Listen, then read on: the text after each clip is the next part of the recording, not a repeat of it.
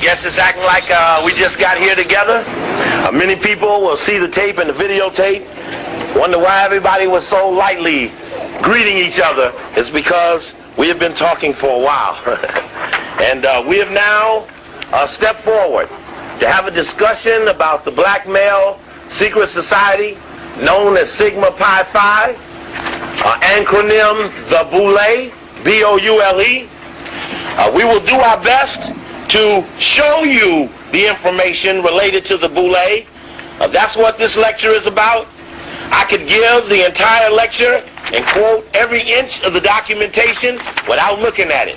I know them that well. But this is my responsibility, my night, to show you the information so that you could look at it with me and double affirm the fact that much of our black press, as much as we like it, has not been honest in talking about this group of black men, for they respect it very highly and never speak negatively against it. We also know that we've had many black people who've been a member of it and have never ever broken the code or the creed and spoken to one who was a non-member. Though they pledge and swear that their goal is to represent you, you will have a hard time believing it when they don't even seek to let you know that they who help you are. And so, in July 17th, 1990, July 18th, 1990, the Los Angeles Times did a front page story on the left column about elite fraternity of black men. Excuse me, brother. I saw that one get away. I'm just shaming myself. I stand back here. This elite fraternity of black men were described in the article as being influential, as being somewhat like Skull and Bones at Yale. And as it said these things, I was a little in awe, as the others, brothers in African Minds United and the Coalition Against Black Exploitation, as we all were intrigued by the fact that this group of men could have been in existence and we not know about them. And even other brothers and sisters. I remember talking to a brother who had been National Executive Secretary of Sigma, Phi Beta Sigma, been in fraternity land 37 years, had heard nothing of the Boule ever, though its founder had been a member. And so, as we began to talk about it with other people around the country, we began to realize that people didn't know about it. How you doing, Bro Warren? And not knowing that people didn't know about it, we just assumed that it was incidental, that everybody must know something about it, and that it was not mysterious or connected to all of those other things we had previously been talking about, like Cecil Rhodes and Baron de Rothschild and all the Halls of Haters, the ADL and the Diamond Jewish Connection. We've been talking about the Trilateral Commission, who is responsible for this economic summit that you'll be seeing on TV the next 3-4 days. You need to know that. Anybody? Carl Rowan came on the radio right here in LA. And my friends jumped him, because we jumping them in every city. And when they jumped him, he said the Trilateral Commission ain't done nothing. But the Trilateral Commission went to the president and had him set up the annual economic summit starting in '76, France. So when you listen to how your destiny of your country, they say, rides on that meeting, you wonder how Rowan could make such an allegation, but knowing as a Boule in Washington, D.C. Epsilon chapter, his goal is to never speak of the high, white, and mighty, whom the Boule, all 3,300, are sworn to protect. Yes, these brothers that we are pushing up against the wall have taken a sworn oath that they will never expose the whites that they know actually run the world. They, in ambition and in deference to liberation and respect of the race, have agreed to maintain the status quo of white supremacy, which has two levels of white supremacy: a local, limited, parochial side, the Ku Klux Klan, the Reardons, the Kenny Hans, the local clans, but has a powerful, more mighty upper crust, which probably would include Occidental Petroleum and Arco and Exxon and Mobil Oil and the Rockefeller Foundation and other influential, wealthy families and institutions. So what we're talking about is, why haven't you heard of those people who are in the secret society? It's because the people who you look to, who you would most suspect would tell you, have sworn that they never will. And because of that, that leaves the sub-leadership, the other group of people that you like a lot, that leaves them to tell you, the heads of the various organizations as you know them. But if you listen to them, they have never said of these black men, for that they did not know. Which means that Malcolm, we know, knew of these men. We know Marcus Garvey knew of these men, because their crowning, most outstanding achievement was the physical elimination and castigation of Marcus Garvey, and the insistence and the climate setting that brought about the death of Malcolm X. For both of those men, international in perspective and insight, were a threat to the very whites that they're sworn to protect. You don't get killed for any other reason than jeopardizing the whites of the whites that run the world. Martin King, who was a Boule, met the bullet not for the civil rights thing, but for the international war thing that got 2 Kennedy boys killed also. So we're looking at a group of men who have protected murderers. So what is the crime of this Boule? As we allege, as many of them say, why do you step to my doorstep and accuse me of these things, of which I know not? But their so-called limited understanding is in fact defiance, and woven into the oath that they swear that they will never even act like they know who these people really are. We have challenged these people on the radio, TV, in the street, on numerous occasions. Kurt Smoke, the mayor of Baltimore, Jesse Jackson, the head of the Rainbow Coalition, Cecil Murray, all the way down the line. These people that we have challenged have never been able to stand up and honestly turn around and say the truth to the matter. And we understand that. So our job is to come to you with the information so that you can make up your mind. There are several affirmations about this process that we must agree to. A Greek is a fraud. A Greek is a fraud. Now, there are a lot of people going to hear this all over the country. And they want to know, do you understand that a Greek is a fraud? So I want you to holler out if you think that a Greek is a fraud. A Greek is a fraud. Oh, let me try that one more time. You might not be ready, because this is going to go to people all over the country. And they want to know, do you believe this? Because if you believe this, this comes to a certain conclusion that will produce other action, which you have affirmed. Is a Greek a fraud? A Greek is a fraud. Did the Greeks steal from Kemet? Yes. Okay. If the Greeks stole from Kemet and a Greek is a fraud, what then is the fate of those who have perpetrated the Greek in spite of the fact?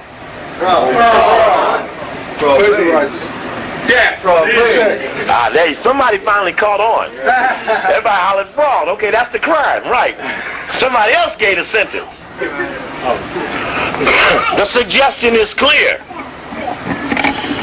that the ebony 100 most influential ought to be -9. It ought to be the top 91. Because the 9 Greeks ought to back out while there's still time. I'm making a suggestion to the Greek connection, even to those in the room. You might be just an alpha or a sigma, or a zeta, or an AKA. You might just be a little Greek. That's right. But you're a Greek nevertheless. And soon you're going to see. Because when someone tell me they're going to back up a move on the Boule, the first move you're going to see on every telephone pole in LA is the Greek thing is dead. That's the first move you're going to see. And all the Greeks, the Alpha, the Kappa, the Omega, and the Sigma, show you right. The AKA, the Zeta, the Sigma, Gamma, Rho, and the Delta. They will all be informed publicly. Please do not have a public manifestation of the Greek thing. Don't have a big dinner. Don't have a big reception. Don't put it in the paper that you're coming. Because I suggest to you that we're going to start to visit you at your things. That's right. And ask you to prove your Greek thing on the spot. In the back row will be the cameramen, because everyone's going to need to see your faces when we show up. We might dress up like a Greek and act a little Greek so you can get a reflection of yourself. That's right. I said clearly, if you remember JFK, when they was running around playing Roman. All right. So we make a suggestion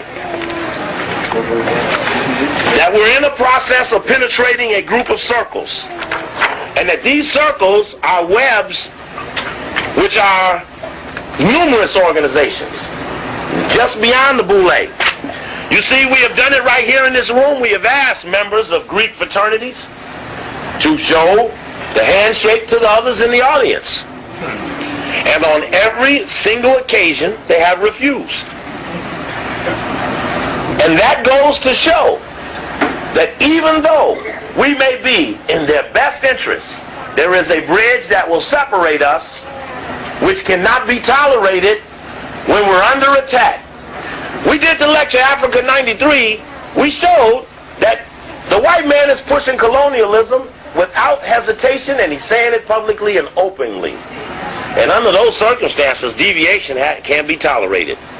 So some of you who have asked, what can you do, will be asked, can you go to the big white hotels where the Greeks give the other Greeks their money? Can you go down there with me on the night, Friday night, when they got the big dinner? See if we can get some answers for this Greek thing. Hold up some pictures of Greek and ask them which one is their daddy. Or hold some pictures of some fallen Cometans or Akibalans or Azanians and ask, do you support the ones that did this?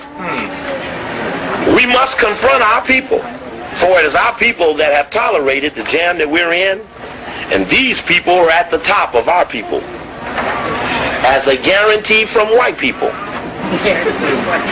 Yes, the whites guarantee the Boule prosperity and notoriety. I'm telling you, we done put a lot of pressure on these people. Turned a lot of them into flat tires. I saw one of the tires blown up last week in the LA Times, trying to put air back in a tire we flattened for supporting the Boule. Check. Check. This is the founder of the Boule, Henry Minton. If this was color, you'd see he's light, almost white. Because in the early aspects of the organization, there was a lot of that. Henry Minton is the founder and so-called pioneering spirit. Brother was kind, knowing I needed a point, of the organization Sigma Pi Phi. The head man of the organization is called the Grand Sire Archon. A-R-C-H-O-N is what a member is called after they have been inducted. They're an Archon. He was the Grand Poopah from 1908 to 1909. Then became Grand Sire Archon Emeritus. The Grand Sire Archon is the head of the National Boule. The head of the local Boule is called Sire Archon. So the head of the LA chapter is Sire Archon. A member in any Boule is called just Archon. So as Archon is a member, Sire Archon is the local head, grandsire Archon is the only head, the titular head. The grandsire Archon and those other top positions of the Boule have absolute and supreme authority over every Boule chapter, which are called subordinate chapters. Every subordinate chapter of the Boule is compelled to respond to the wishes of the grandsire Archon and the executive committee. This is a discussion about what Minton was thinking about in 1904 when he wanted to set up the organization. This is from the History of Sigma Pi Phi. That's the history book of the organization. The History of Sigma Pi Phi. It's written by an alpha named Charles Wesley, who wrote the history book for A Phi A as well. Didn't he? Didn't he? And then the alpha's here? Yes, okay, he did write it, yes. In that, he said, in summary, Minton wanted to create an organization which would partake, in his own words, of, quote, the tenets of Skull and Bones at Yale. Now, in the July 18th article on Skull and Bones, on the Boule in the LA Times, and I'm going to show you the original article that we first found on the subject, and I want to show you what it says, because in the article you get the impression. And I just want to, when they say Skull and Bones at Yale, that's what they're talking about. That's the logo for Skull and Bones at Yale. Now, who would want to be patterned after that? Because that doesn't look positive to me. Now, you're already a damn Greek. Now you done went and got some poison. So that's a double header. Okay, I'm looking for you this opening article. Here we go. This is a little hard to see when I'm up here, so it's a little difficult. Let me take this off. It's a little warm in here. It's even warmer up here. This is the original LA Times article. Everybody see that? Did you see that when it ran in 1990? You did see it. No, you didn't see it. What's the date on it? That's July 18th, 1990. Elite Fraternity Widens Agenda of Black Men. This is the original article that came out on the Boule that we just casually discussed here at The Good Life, which led to this penetration. Because by the time Brother Oswald gets up and starts decodifying a little of that symbolism, you will see that we have in fact cracked a riddle that has contained our people. Our people have been contained by an organized element of secret people who have used riddles, mysteries, and secret societies to jam us. And what we are doing is we are unlocking or decodifying the mystery, because once decodified and exposed, those who were secret in the light will not be as effective. Which must be our goal, since liberation is not theirs. You can't liberate as a Greek. You can't liberate in the name of Greece. So you may, everybody say, well, you know, Steve is really a black thing. It may be. But you ain't going to liberate called A Phi A. Now, watch this. Now come the men of Sigma Pi Phi, a once secret black fraternity,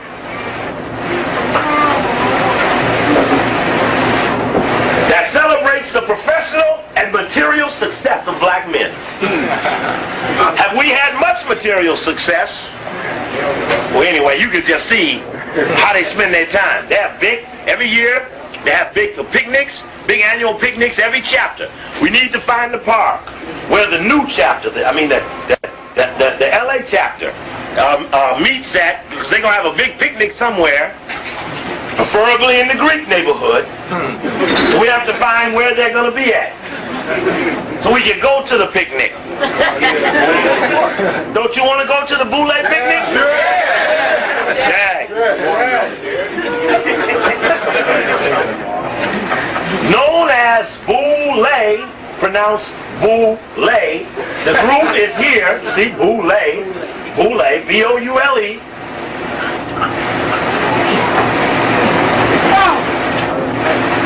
Known as the Boule, the group is here this week for its biennial meeting, and it's look at an agenda for the black male in the 90s.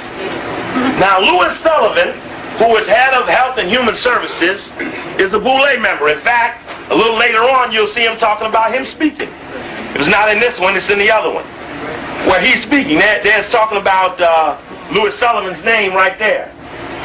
U.S. Secretary of Health and Human Services, Louis Sullivan. Well, this was about assisting the young black male. Says, are focusing more on social activism. Too many young black men, said the civil rights group, are underemployed, alternatively feared, and reveled, and living at a risk. So they're going to help young black men. So how did Louis Sullivan try to help young black men? The National Violence Initiative. He sought to chemically bust their skulls open and penalize them for being chemically imbalanced, which means they were disturbing the Greeks. How many of you all saw ABC last night? I asked everybody to watch the program, which was talking about the Violence Initiative. And did you see the story after that too? Which was just as deep. The sister from Chicago working for the Koreans, paid by the United Way. Just like we talked about on the radio. And there was a white man saying that we're not going to let certain prisoners out of jail until we prove they're chemically balanced. Now you imagine you done your time and a motherfucker telling you 40 degrees off balance. Oh brother, this is deep. This sounds funny, but if we don't get together and kick some ass, they're going to cut all us open. We all going to be walking around like this here. We act a little like this now, only we do the bunking. Now, watch this. Watch this. Watch this. This I thought was interesting. Almost sounds accidental. Like Yale Skull and Bones, secret society to which George Bush belongs, the Boule has been criticized by some as a social anachronism and has challenged members to change its image. Like Yale Skull and Bones secret society. You see, when you hear that, that almost sounds like it's probably like Yale Skull and Bones. But then when you actually see that it isn't just like it, it was made like it. You see what she did? You see how the article kind of hid the fact that it was pledged to be like Skull and Bones at Yale. See, like Yale Skull and Bones, it doesn't say patterned off of or vowed on the tenets of. It doesn't affirm it as well as we found it when we got the damn book. You see, someone said, well, brother, now we got the article. What more will we need to look for? Is that once someone that we don't like writes something, we know there are 10 times more things there once we get it. Anybody that looked at anything, I try to look over it because my eyes look for different things.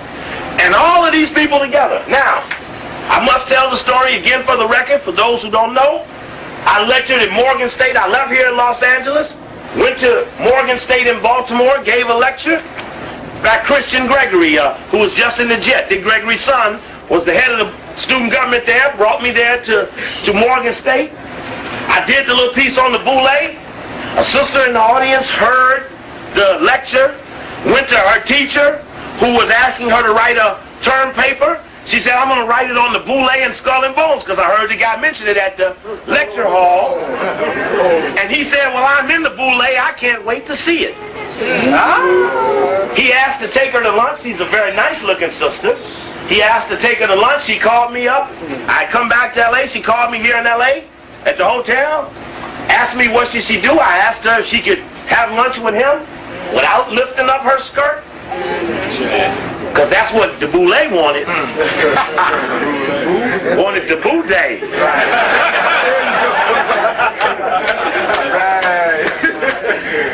So, Sister proudly called that she had gotten the history book from him, which has a huge blue cover. It's coded in blue. Their colors are blue and white. It's a big blue color. We know blue as the color that represents the lower lodges of Freemasonry. Those are the blue lodges, the 1, 2, 3 lodges. And we know the tenet that holds the blue lodge together is the code of silence. That's what holds the blue lodge together. The code, that's all they learned. The secrets have not really been taught them, because they're not taught to them till later on, but they think they know. But the 1, 2, 3 lodge is about testing their ability to keep the damn mouth shut. All right, you give me a check on that. Yeah. That's why the United Nations is called the Blue Helmets. That's right. That's why the police are the men in blue, or the blue lights. Check. Because that's what they, and that's why their organization is called the Fraternal Order of Police. And I don't know what Willie Williams thinks, but if you take a white boy that's been my enemy, that supported Gates, supported every beating of your head every time, and make that asshole motherfucker deputy mayor over the brother. That's right. I'm telling y'all in big trouble. Y'all excuse my language, but I wanted to emphasize. I wanted to emphasize the danger of the head of the Fraternal Order of Police becoming deputy mayor for public services. That's right. You might not care about politics, and I don't either. They're all whores. Correct. That's right. But we better not let them turn a trick and one of them legs kick us in the face. So for no other reason, do it for that reason. Boule is a Greek word designating a council of community leaders who advise kings. Now a question ought to come up. I understand what a counselor does, but who the fuck is the king? Now we have a tape where, you all remember the book called Black Power? Yeah. It's written by who? And Charles Hamilton. Very good. Charles Hamilton, 4 years after he wrote Black Power, joined the Boule. As he then started making $100,000 with the Rockefeller Foundation. He went on Bob Law's show recently in New York, and the Cochleyites in the bowels of Brooklyn, Harlem, and the other bowels of New York jumped him on the Bob Law show about this Boule thing. And they misstated the challenge by saying, I think it's a Latin word. He said, yeah, it's a Latin word. But we know it's Greek. He gave him the decoy. They said, who is the king that you serve? And he said, I don't really know nothing about that king thing. We don't serve any king. I mean, we have meetings and stuff, but we don't know of any king. Well, why then do you call yourself that? In your own history book, you will see that you call yourselves the advisors to the king. And the question comes up, if it ain't so, why do you say so? But see, basically, they don't think you have the information. Oh, just for the record, the day the Boule was founded, for those of you who do numerological analysis, and I know some of you are into the numbers, the historic date of the founding of the Boule, for the record, is May 15th, 1904. That is the birth date of Sigma Pi Phi, and it should be written indelibly on the memory of all members in the fraternity. This day was for Boule its Founders' Day. For on this day, the decision was made to establish this first of the fraternities for college graduates. This date, or the date of the May meeting nearest May 15th, has been celebrated as Founders' Day. Now, if you all were at AMU one night, that we did a lecture called L.A. Boule Coup d'etat Implications, where I talked about the coup d'etat and the JFK movie and about the Boule, and there was a guy sitting in the front row who was in the Boule. That's right. And he said to the audience that he doesn't even read his history book.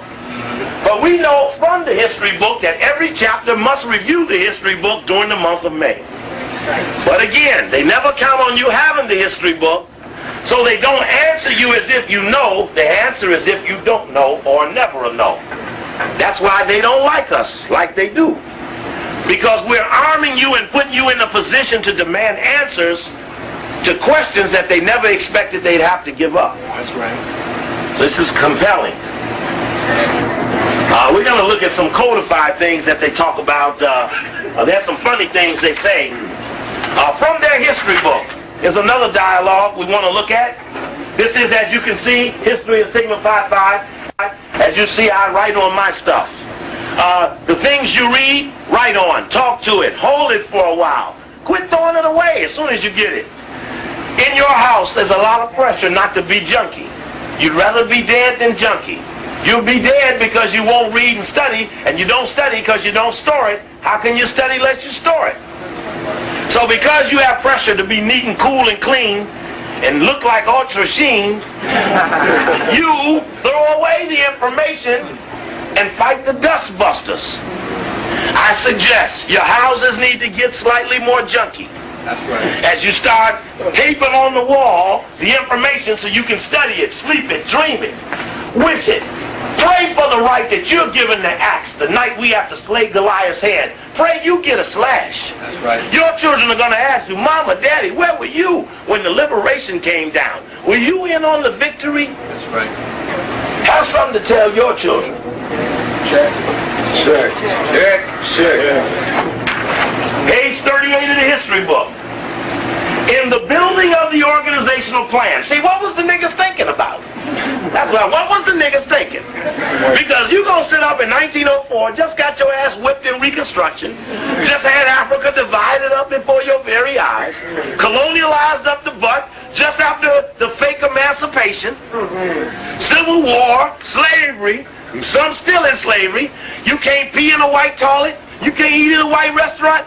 This is fucking 54 years before Rosa Parks. You understand what period we in? Right. We talking about you got to lean way over to go Greek. That's right.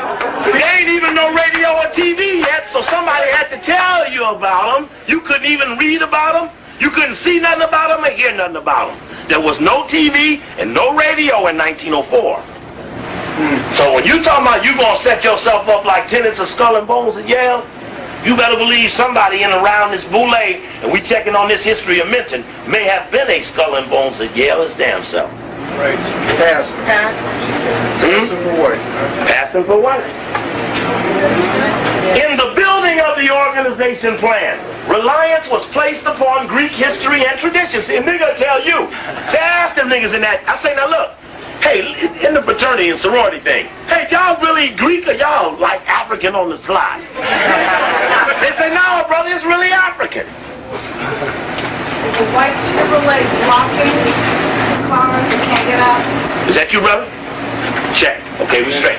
Thank you, sister. And so, this is the first of the Greek thing. This is the granddaddy of the Greek thing. Here it is that we see that they placed how much on the organizational plan? Reliance was placed on Greek history.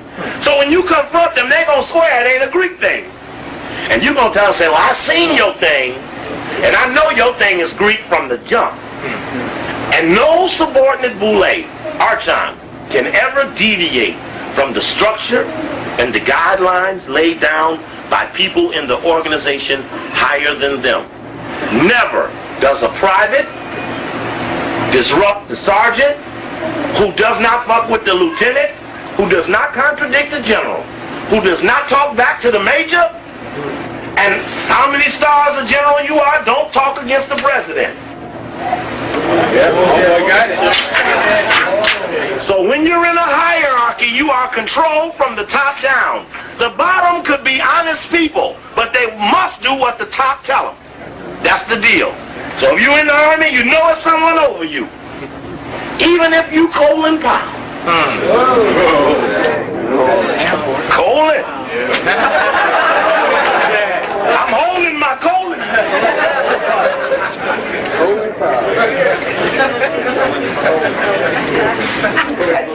Come on, bro. Come on. Okay. Oh, you know what, bro? Anyway, I take that. I may need some of your water. Okay. Let's see if I can tighten that up a little bit. Okay. The reasons for this action are not difficult to discover. For it was well known that the study of Greek civilization was basic to an acquaintance with Western civilization. Which means, what do that say? They had to give a white. Say, we better learn Whitey if we're going to get with Whitey. Check? And all who came after them is Whitey on the slide. So Somebody get mad and throw their rings back and shit and reveal all the secrets. But you have been told that the other members will beat you if you do. And I tell you now, if one of you break away from them funky fake Greek organizations and someone even threatens you, please tell me. We will show them the law. That's right. The law. That's right. This ain't Constitution. This the law. Acquaintance with Western civilization. Although Greek culture had relations with the culture of the Orient, hold it now. Seemed like they skipped over somebody. Let me go back. You see, this might not just be an affirmation of Greek, but this is a denial of Africa. This is more than just, I'm for this. This is, I must not even recognize any other. Thou shalt worship no idols before the Greek. Right. And then go jump over to the Orient. Ain't that some shit? Look at this shit. There it is. There it is. Let me go back. The reasons for this action are not difficult to discover, for it is known that the study of Greek civilization was basic to an acquaintance with Western civilization, although Greek culture had relations with the culture of the Orient. Moreover, the Greeks were successful in their creation of free institutions. God damn it. Brother,